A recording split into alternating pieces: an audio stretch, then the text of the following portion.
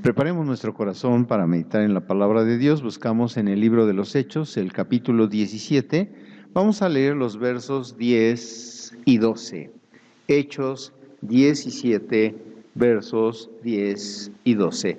La Escritura dice así: Entonces, sin demora, los hermanos enviaron a Pablo y a Silas de noche a Berea. Y al llegar ellos allí, entraron en la sinagoga de los judíos. Estos eran más nobles que los de Tesalónica, pues recibieron la palabra ávidamente, escudriñando cada día las Escrituras, para verificar si estas cosas eran así. En consecuencia, creyeron muchos de ellos, y también de las mujeres griegas distinguidas, y de los hombres no pocos. Una actitud noble ante la autoridad de las Santas Escrituras. Es el tema del que vamos a hablar hoy. Vamos a hacer una oración. Padre bondadoso, te damos muchas gracias porque podemos apartar este momento para adorarte y para sentarnos a tus pies y recibir tu hermosa palabra, que sea ministrada en la gracia y el poder de tu Santo Espíritu, y que podamos, Señor, encontrar el conocimiento de tu voluntad para nuestra vida. Que sea palabra tuya y no palabra de hombres, dirígela para gloria de tu nombre. Te lo pedimos en Cristo nuestro Señor. Amén. Una actitud noble ante la autoridad de las Santas Escrituras. Es paradójico que aunque vivimos en un tiempo en el que la Biblia está al alcance de todos, más que nunca en toda la historia de la humanidad, hoy usted tiene acceso a la Biblia en todas las traducciones, en todas las versiones, en cada idioma, en fin, usted tiene a la Biblia al alcance. Hubo un tiempo, desde el Concilio de Trento hasta el Concilio Vaticano II, en el que se consideraba una herejía poseer un ejemplar de la Biblia traducido al idioma vernáculo.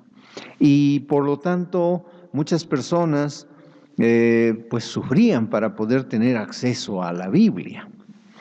Y así, hubo personas que fueron quemadas en la hoguera como herejes por haber traducido la Biblia a alguno de los idiomas que hablamos en nuestro mundo. Fue un tiempo de oscurantismo, de ignorancia, un tiempo muy duro, pero paradójicamente ese tiempo fue tiempo de fidelidad. Fue tiempo en el que personas que murieron por las Escrituras eran personas que tenían una actitud muy especial hacia la Biblia. Personas incluso que tenían que hacer llegar las Biblias de contrabando. Aquí a nuestro país las primeras Biblias que llegaron de contrabando, porque estaba penadísimo y prohibido por la religión popular tener una Biblia. Y esto, paradójicamente, nos hace pensar que pues ante semejante presión, pues mucha gente despreciaba la Biblia, pero no era así. La Biblia era buscada y había fidelidad, había una actitud noble hacia la Biblia. Hoy que tenemos tanta libertad para tener acceso a la Biblia, preferimos los libritos, preferimos los comentarios, preferimos las películas, qué decir de las películas, y pues hemos perdido realmente el gusto por la Biblia. Hoy que tenemos un mayor acceso a la Biblia, hemos perdido el gusto por la Biblia. En otras palabras, hoy la Biblia se ve como un buen libro, que tiene cosas bonitas, pero pocas personas realmente consideran que la Biblia tenga autoridad para la vida, para la fe, para la práctica. Sí, en cualquier confesión, especialmente del cristianismo, se usa la Biblia. Pero una cosa es usar la Biblia y otra cosa es vivir la Biblia. Cuando vivimos lo que dice la Biblia, significa que estamos bajo la autoridad de la palabra de Dios. Cuando solo tenemos la Biblia, cuando la leemos, cuando la utilizamos para justificar nuestras ideas, eso no es reconocer la autoridad de la Biblia. Así que, pues hoy hemos escogido este tema y este texto porque nos habla de una necesidad muy importante, especialmente en el pueblo de la Biblia, que debiera ser el pueblo evangélico. ¿Qué lugar ocupa la Biblia en nuestras vidas? ¿Qué autoridad tiene? Seguramente usted me dirá, no, pues la palabra de Dios es la palabra de Dios y tiene autoridad en nuestra iglesia y en nuestras vidas. Y la pregunta es, ¿realmente será así? Bueno, pues creo que el ejemplo de la evangelización en una ciudad llamada Berea durante el segundo viaje misionero del apóstol Pablo, quien realizó este viaje en compañía de un colaborador que sustituyó a Bernabé, fue Silas, pues llegan a la ciudad de Tesalónica, de ahí tienen que salir por la noche, escondidos debido a la persecución, y se dirigen a la ciudad de Berea. Y la evangelización ahí va a marcar un signo muy interesante en lo que debiera ser la actitud del pueblo de Dios ante la Biblia, ¿sí? Y vamos a ver que aquí en estos versículos nos dice la Escritura: entonces sin demora los hermanos, es decir, los hermanos de Tesalónica, enviaron a Pablo y a Silas de noche a la ciudad más próxima. La ciudad más cercana a Tesalónica era Berea. ¿Y qué hicieron cuando llegaron? Pues recuerden que estaba bajo persecución. ¿Llegaron a esconderse? ¿Buscaron refugio en alguna cueva? No. Llegaron a predicar el Evangelio. Esa era su tarea. Esa era la consigna. Así que al llegar ellos ahí, entraron a la sinagoga de los judíos. Esta era la estrategia evangelística del apóstol Pablo. El proceso de la evangelización realmente con una gente que no conoce la Biblia es bastante largo y difícil. Una persona que nunca ha leído la Biblia va a ser muy difícil que en poco tiempo pueda evangelizársele. Pero los judíos eran conocedores de la Escritura y Pablo lo sabía. Así que antes de ir ante cualquier persona, lo primero que hacía era buscar judíos que conocían la Biblia, porque sobre la base de la Biblia, Pablo les predicaba el Evangelio de Jesucristo, les anunciaba el establecimiento del reino, la realidad mesiánica de Cristo, su muerte y su resurrección en favor de la salvación del hombre. ¿Sí? Entonces, por eso es que esta estrategia era la favorita de Pablo. Llegaba a una ciudad donde no había iglesia y se dirigía inmediatamente a la comunidad judía, a la sinagoga. Recuerden que la palabra sinagoga es una antigua palabra griega que significa reunión o asamblea. Y así se le llamaba al conjunto de judíos que se reunían en el Sabbat para el estudio de las Escrituras. A eso se reunían, a la lectura de la Escritura, e invertían el día de reposo en la lectura de las Escrituras. Entonces Pablo iba a la sinagoga en el Sabbat no porque fuera judaizante, no porque considerara que había que guardar el sábado, no. Él iba a la sinagoga porque era el día que iba a encontrar a todos los judíos reunidos ahí estudiando su Biblia, ¿sí? Y entonces, ¿cuál es la respuesta ante la predicación? Imagínense a Pablo, un total y completo desconocido, acompañado de su compañero Silas, llegan a la sinagoga. Seguramente se corre el rumor de que son rabinos, que es un fariseo que viene de Jerusalén, que fue educado a los pies del gran maestro Gamaliel. Y entonces todos ahí en la sinagoga pues experimentan una gran curiosidad por la visita de estos judíos. Así que les dan la oportunidad de leer la Escritura y de explicar la Escritura. Y entonces aquí es donde vamos a ver que se nos dice algo de la gente, de los judíos. Recuerden, estos judíos no son cristianos, pero conocen la Biblia. Y se nos dice algo, estos eran más nobles que los de Tesalónica. Se les califica como más nobles que los de Tesalónica.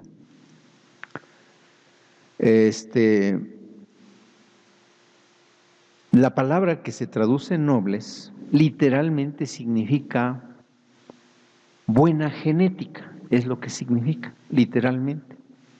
Eugenes, ¿sí? Buena genética. Habla de personas que son bien nacidos, ¿sí? Y entonces se traduce nobles en nuestra versión. Significa que tenían una actitud muy diferente a la gente de Tesalónica. Eran judíos con una mente más abierta, con una sensibilidad más profunda que la gente de Tesalónica. Y entonces nos describe en qué consistía esa nobleza. Una nobleza que tiene que ver con las Santas Escrituras, ¿sí? Lo primero que vemos es que ellos tenían avidez por la instrucción bíblica. Aquí dice, pues recibieron la palabra ávidamente. No solo se nos dice que recibieron la instrucción de Pablo y de Silas, sino que la recibieron con avidez. ¿Qué significa esto de avidez? Bueno, después de un gran día de trabajo, usted llega a su casa a tomar sus alimentos y tiene sed y tiene hambre. Y que dice, hoy no voy a comer, esto no me gusta. No, usted come con avidez porque tiene hambre. Nos habla de una urgencia, un deseo de participar, de recibir. En otras palabras, estaban contentos. La Reina Valera 60 traduce, recibieron la palabra con toda solicitud. Y esa traducción significa con mucha disposición de oír. Querían oír, querían saber. Pero cuidado, hermanos, hoy tenemos que distinguir entre la avidez por la instrucción bíblica y lo que Pablo llama en su segunda carta a Timoteo, la comezón de oír. Así lo escribe Pablo a Timoteo en 2 Timoteo capítulo 4, donde le dice, porque vendrá el tiempo cuando no soportarán la sana doctrina, más bien, teniendo comezón de oír, se amontonarán maestros conforme a sus propias bajas pasiones, y apartarán los oídos de la verdad y se volverán a las fábulas. ¿Qué caracteriza a estos falsos maestros de los que habla Pablo? Pues comezón de oír.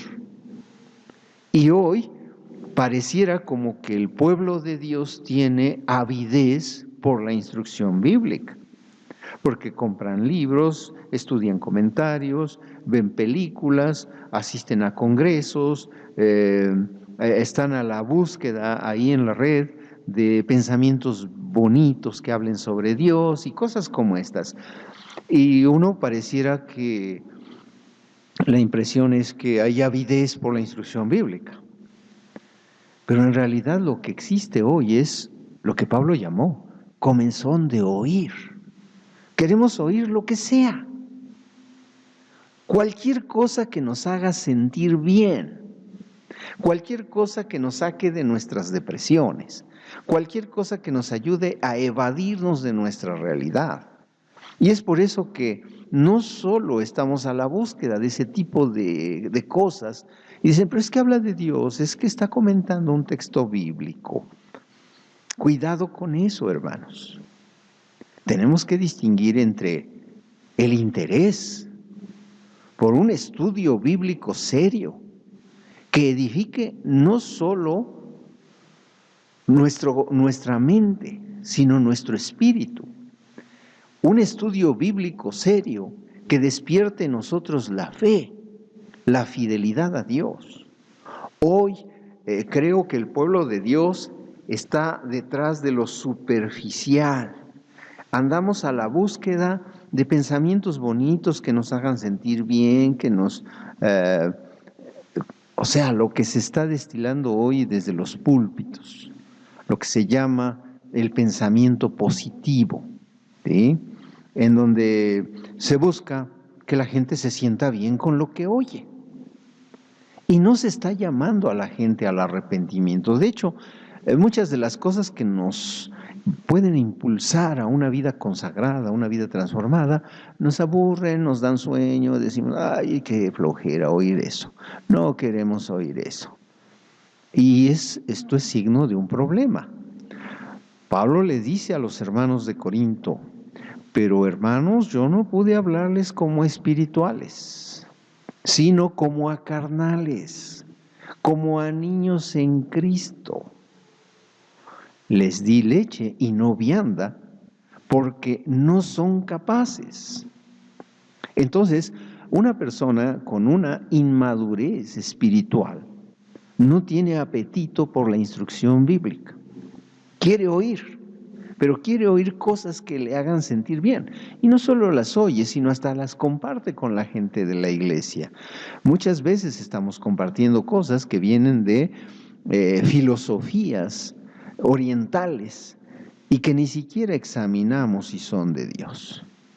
Simplemente porque suena bonito y porque nos alienta y porque nos hace sentir bien. Aquí vemos que esta gente era gente que amaba la Biblia, eran judíos, todavía no eran cristianos, pero tenían la Biblia representaba para ellos algo muy grande. Así que cuando Pablo y Silas llegan a predicar, reciben la palabra con disposición, están dispuestos a oír. Entonces yo creo que no está mal que usted busque, no está mal que usted se interese en buscar aquí y allá, pero ¿qué debemos buscar? Debemos buscar la instrucción bíblica.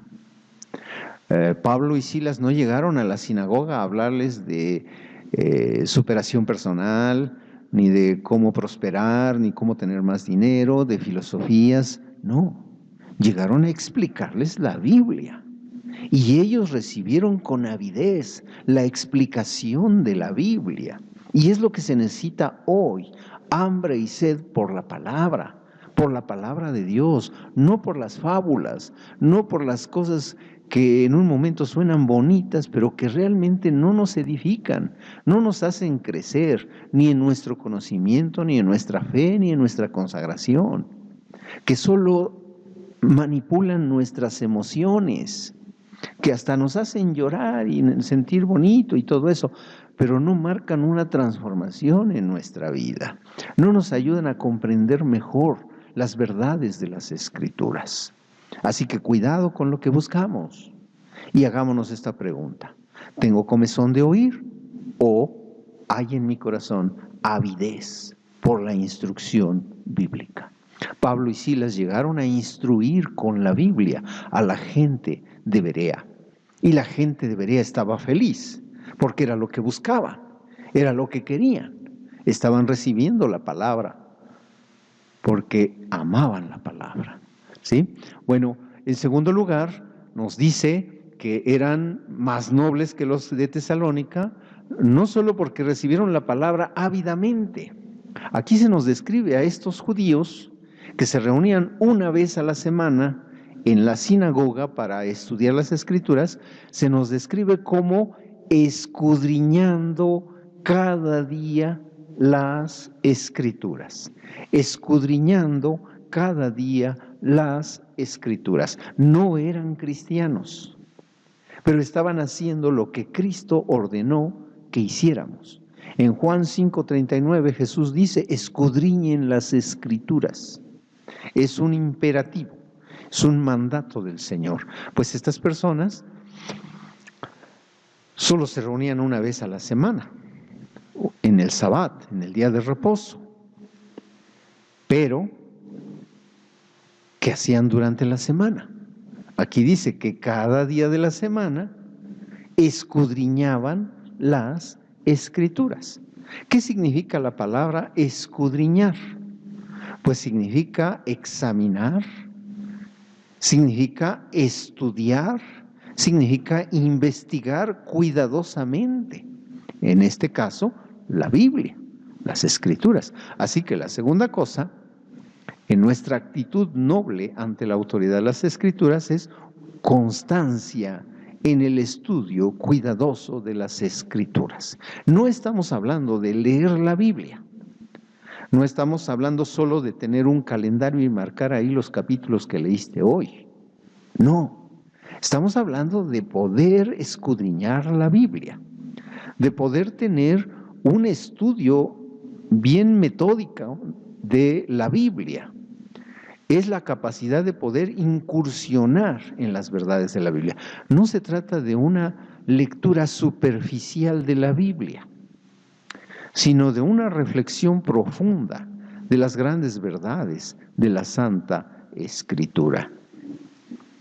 Hay quienes dicen, es que no le entiendo de plano, yo no le entiendo a la Biblia. Bueno, pues cómprate un diccionario bíblico. Si no le entiendes a la Biblia, cómprate varias versiones, pero no te quedes con las dudas, estudia la Biblia. No te conformes solo con lo que oyes en la congregación. Ellos no se conformaron con lo que les dijo Pablo y Silas. Dijeron, estuvo bien bonito la enseñanza del Sabbat. Pues ya, nos vamos a casa y a ver qué nos dicen, qué nos cuentan dentro de 8 días. No, ellos invertían cada día de la semana en un estudio cuidadoso de las Escrituras. No es lo mismo leer la Biblia que estudiar la Biblia. ¿Te encuentras con palabras difíciles? Pues vete a un diccionario y investiga qué significan esas palabras difíciles. ¿Te encuentras con nombres raros? Un nombre raro de un río, un nombre raro de una ciudad. Vete al diccionario bíblico, al diccionario arqueológico y estudia de qué se trata eso. Y vas a descubrir un mundo de información que te va a ayudar a comprender bien la Biblia. Empiezas a leer ahí de los fariseos y de los saduceos y no sabes quiénes son esos señores. Pues vete a un diccionario bíblico e investiga quiénes son los fariseos, quiénes son los escribas. Es el estudio del contexto bíblico que nos ayuda a entender mejor lo que enseña la Biblia. Entonces, la Biblia sí demanda de nosotros la profundización en su contenido. Por eso Dios le dijo a Josué, este libro de la ley nunca se apartará de tu boca, antes de día y de noche meditarás en él, para que guardes y hagas conforme a todo lo que en él está escrito. Lo trágico es esto, hermanos, y aquí es donde viene lo trágico en nuestros días, que aunque podemos tener un diccionario bíblico, aunque podemos tener un buen comentario de la Biblia, nos conformamos con una película, o nos conformamos con lo que dice una revista, o nos conformamos con lo que oímos el domingo, o oímos a un pastor popular que dice cosas bonitas y eso es todo. Y entonces, sino que escudriñaban cada día las Escrituras. Pero hay algo más, una tercera característica de la nobleza ante la autoridad de las Santas Escrituras. Nos dice, escudriñando cada día las Escrituras, ¿para qué? ¿Para saber más? ¿Para ser súper sabios? No, fíjense que no. Para verificar si estas cosas eran así. ¿Sí? ¿Cuál era la fuente de autoridad para la gente de Berea? La misma Biblia. Escucharon cosas extraordinarias de Pablo y de Silas. Les dijeron que el Mesías prometido por los profetas ya había llegado, que era Jesús de Nazaret, que murió en una cruz por los pecados de la humanidad y que resucitó al tercer día. Ah, caray, ¿y dónde dice eso? Pues se fueron a su Biblia, no fueron a buscar al rabino, oiga rabino, fíjese que estos fulanos dicen esto y ¿usted qué opina? No, eso no nos ayuda. O sea, a veces nosotros pensamos que el pastor es algo así como un gurú que puede incursionar en las cuestiones más allá de lo físico en este mundo y que tiene todas las respuestas. No, hermanos, los pastores somos personas que nos equivocamos, podemos fallar, pero la Biblia no falla. Y si vamos a estudiar la Biblia, tiene que ser a partir de la Biblia misma. Tenemos que examinar la Escritura a la luz de la propia Biblia. O sea, los libros de la Biblia se tienen que entender a la luz de los mismos libros de la Biblia. Y eso fue lo que hicieron estos hermanos.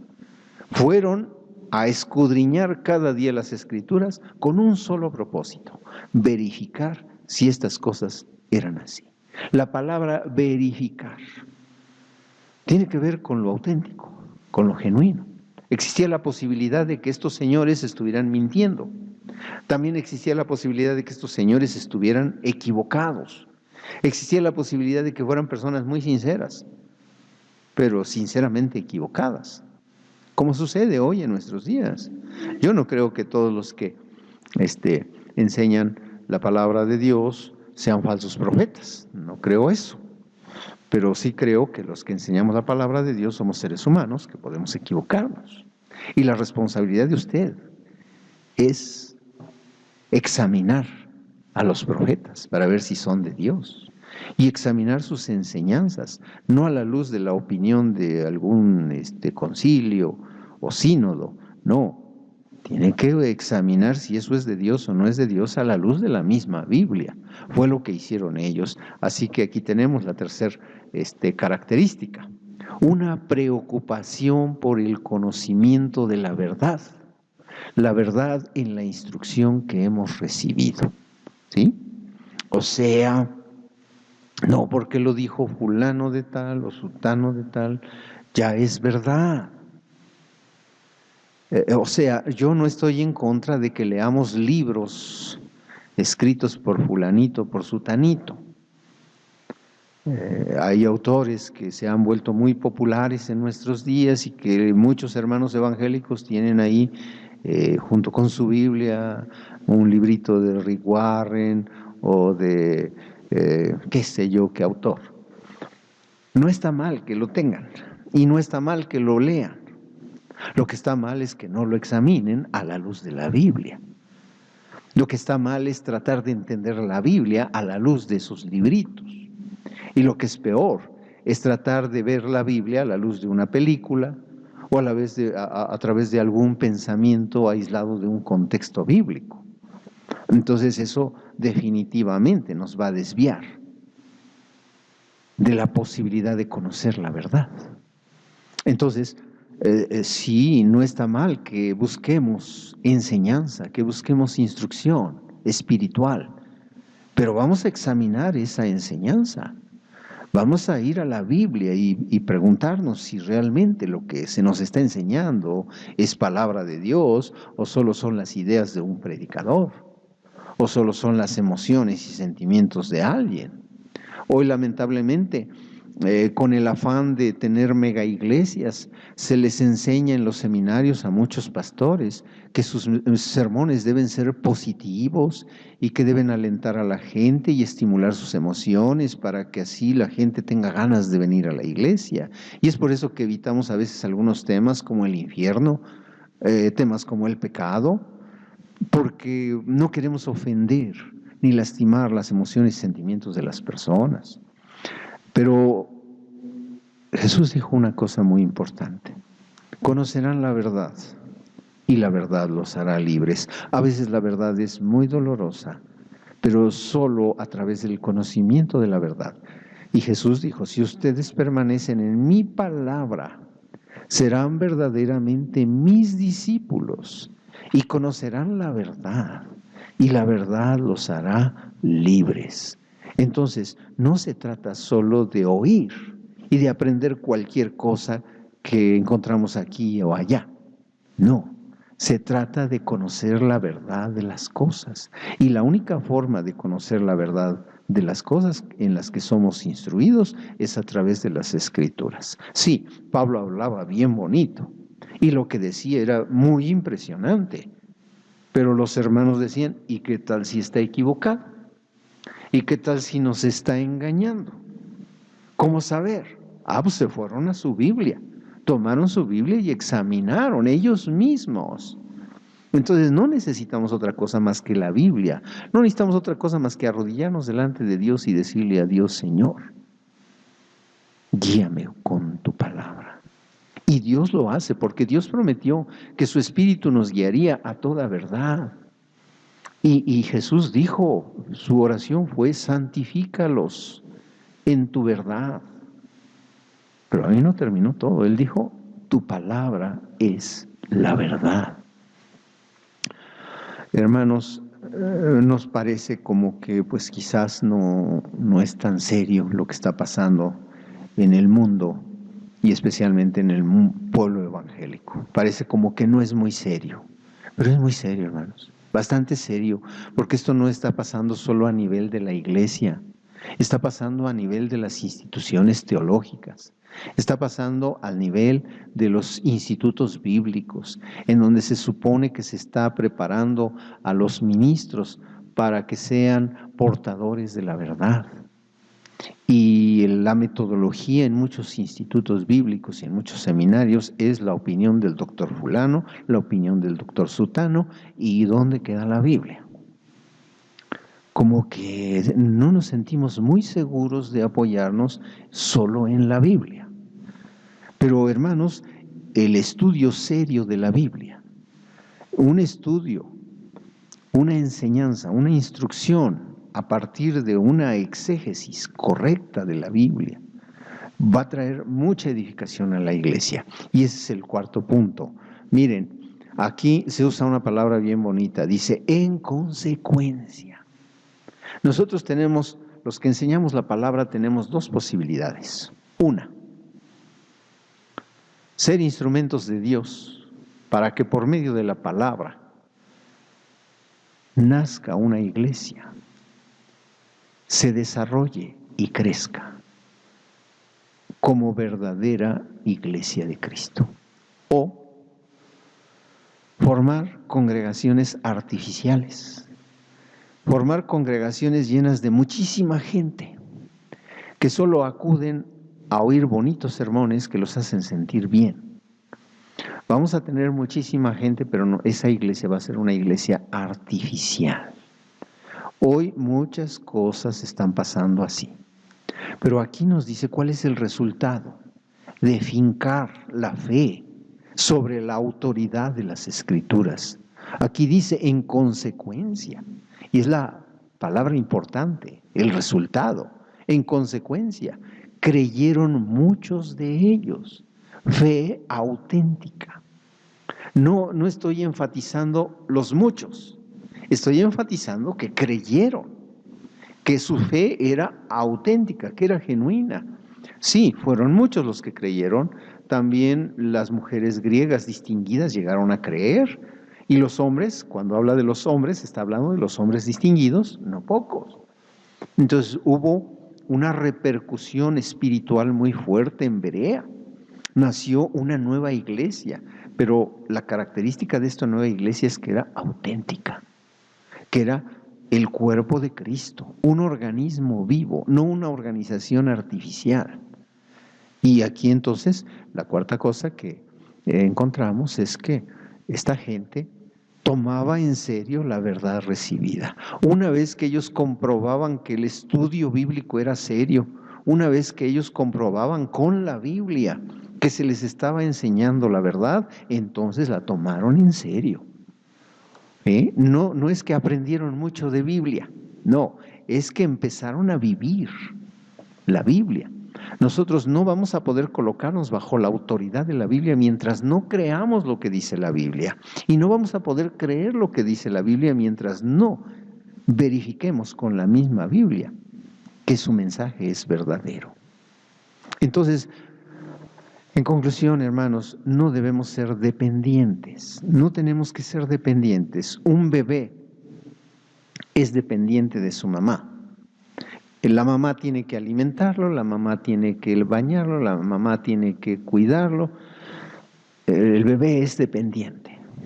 La madurez en el hombre es la capacidad de poder alimentarse solo, es la capacidad de poder bañarse solo, es la capacidad de poder caminar solito. Y entonces nosotros ya tenemos que aprender a comer nosotros mismos. Tenemos que tomar nuestro alimento sólido. Tenemos que tomar nuestra Biblia y hacer una investigación seria de la verdad de las Escrituras. Y una vez que hemos encontrado la verdad, entonces hay que vivir la verdad. La Biblia no es un libro que se estudia para saber más de Biblia. La Biblia es un libro que se estudia para vivir sus verdades, para que sus verdades transformen nuestra vida. Lo que pasó aquí en Berea, cuando este grupo de judíos tomaron en serio las Escrituras. Vamos a orar. Padre, te damos gracias por tu palabra santa. Ayúdanos, Señor, a ver en la Escritura la revelación del conocimiento de tu voluntad y del conocimiento de Jesucristo. Que podamos ser transformados por el poder de las Escrituras. Danos amor por tu palabra. Enséñanos a amar la grandeza de tu palabra. Te lo pedimos y te lo agradecemos, Dios de amor, en Cristo nuestro Señor. Amén.